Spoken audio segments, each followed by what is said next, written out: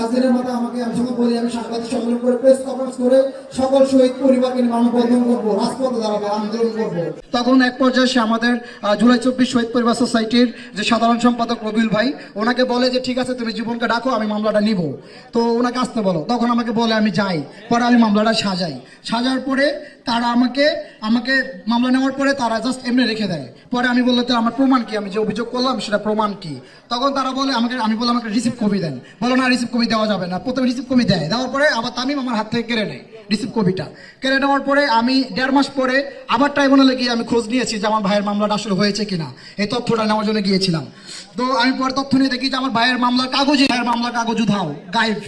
তো এটা উদাহ করে ফেলছে। তো আমি পরে আবার এটা নিয়ে বলি মানববন্ধন এবং সাংবাদিক সম্মেলন করবো, বাংলাদেশ সকল শহীদ পরিবারকে রাজপথে নিয়ে আসবো। তখন তারা আবার বলে যে ঠিক আছে, আমাকে আপনাদের যে আপনি জানেন আমাদের ট্রাইব্যুনালের যে প্রধান প্রসিকিউটর আপনার তাজুল স্যার, উনি বলে আমাকে দীপ্ত ভাই নিয়ে গেছিল, আমাদের মুগ্ধ ভাইয়ের ভাই দীপ্ত, উনি আমাকে সঙ্গে করে নিয়ে গেছিল। আমাদের জুলাই 24 শহীদ পরিবার সোসাইটির যে সভাপতি গোলাম রহমান আঙ্কেল, উনিও ছিল। তখন উনি আমাকে আশ্বাস করে তোমার মামলাটা আমি নিব, তুমি নিয়ে আসো। কিন্তু তারা আমি এক পর্যায়ে বলি ভাই আপনার ট্রাইব্যুনালের প্রতি কোনো আস্থা নাই, আপনার ট্রাইব্যুনালের প্রতি আমার বিশ্বাস নাই।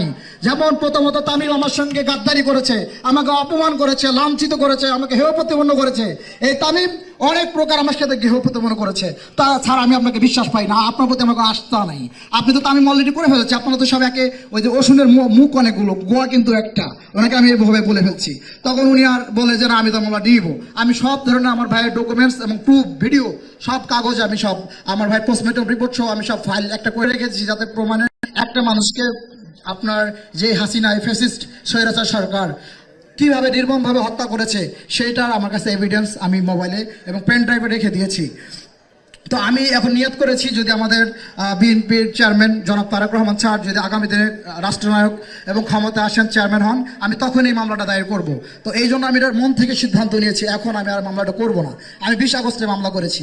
কিন্তু আমি আরেকটা দুঃখের সঙ্গে বলতে হয়, আমাদের চেয়ারম্যান স্যার বসে আছেন, স্যারের কাছে আমার অনুরোধ থাকবে এই জুলাইয়ের যে আকাঙ্ক্ষা, হাদি ভাইয়ের যে আকাঙ্ক্ষা, জুলাই যে সকল শহীদ এবং আহত জুলাইয়ের যে আকাঙ্ক্ষা, ইনসাফের বাংলাদেশ এবং ন্যায় নীতির পরায়ণের বাংলাদেশ, যেন জুলাই সনদ এবং ঘোষণাপত্র যেন বাস্তবায়ন করা হয় এবং শহীদদের এবং আহত পরিবারকে কোনো প্রকার যেন হেয় প্রতিপন্ন শিকার না হতে হয়।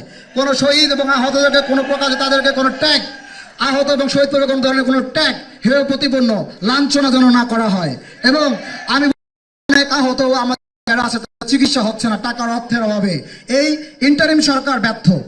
এই ইন্টারিম সরকারে যারা এখন আছে তারা সবাই ব্যর্থ। এনারা এখন পর্যন্ত এই 1.5 বছরে একটা শহীদের হত্যার বিচার দৃশ্যমান করতে পারে নাই। এই 1.5 বছরে তারা শুধু লুটপাট এবং তাদের পকেট বাণিজ্য যারা করে আসতেছে এবং করতেছে। আমরা এই ইন্টারিম সরকারকে শহীদ পরিবার পক্ষ থেকে ধিক্কার জানাই। আমরা শহীদ পরিবার আহতদের থেকে আমরা তাকে বয়কট করেছি। যে সরকার, যে ইন্টারিম সরকার, যে গণ অভ্যুত্থান শহীদ এবং আহত জুলাই রক্তের উপর তারা এই চেয়ারে বসেছে এবং এসেছে, আপনারা তাদের কোনো প্রকার এই বাংলাদেশের গণ অভ্যুত্থানে তাদের এই সরকারে আসার এবং তাদের এই জায়গায় বসা তাদের কোনো যোগ্যতা ছিল না। আসিফ নজরুল স্যারকে বলতে চাই, আপনি কোথায় ছিলেন? আপনি আপনার নিজের জায়গা আগে কোথায় ছিল সেটা চিন্তা করেন। আপনি এই জায়গায় আসতে পারতেন না। এই যে আপনাদের ছাত্র উপদেষ্টা 3 উপদেষ্টা সংসদে গিয়েছিল, তারা যে এই বললো যে শহীদ এবং আহতের ছাত্র গণ অভ্যুত্থানের ম্যান্ডেট দিয়ে তারা যে সংসদে গিয়েছিল, তারা শহীদ এবং আহত যারা কি করতে পেরেছে এবং কি করেছে? তারা কিছুই করে নাই। তাদের ভোগ বিলাসিতা এবং তাদের পকেট বাণিজ্য করার জন্য তারা এই সংসদে এসেছিল। আমাদের শহীদদের জন্য কোনো কিছু তারা দৃশ্যমান করতে পারে নাই। তারা হচ্ছে গাদ্দার। আমি বলেছি এর আগে ডাকসু ভবনে গিয়ে বলেছিলাম, একটা ভিডিওর মধ্যে অনেক সাংবাদিক আপনার ভিডিও করেছেন, আমি বলেছিলাম জুলাই এই গণ অভ্যুত্থানে আপনার জুলাই গাদ্দার যদি চিনতে চান, সেই সার্জিসকে চিনে আসেন, এই নাসিরকে চিনে আসেন, এই আপনার হাসান মাহমুদ ভাই খুব ভালো ছিলেন। তো আপনার এই 3 উপদেষ্টা মাহফুজ, আসিফ মাহমুদ ভুইয়া এবং আপনার হচ্ছে এখন এনসিপি সম্ভবত সভাপতি কি আহ্বায়ক, উনি এটা হচ্ছে ভুয়া ভণ্ড জুলাই গণ অভ্যুত্থান গাদ্দার। তো আমি এটা বলতে চাই, আপনারা আমাদের শহীদদের জন্য কিছু করতে পারেন নাই।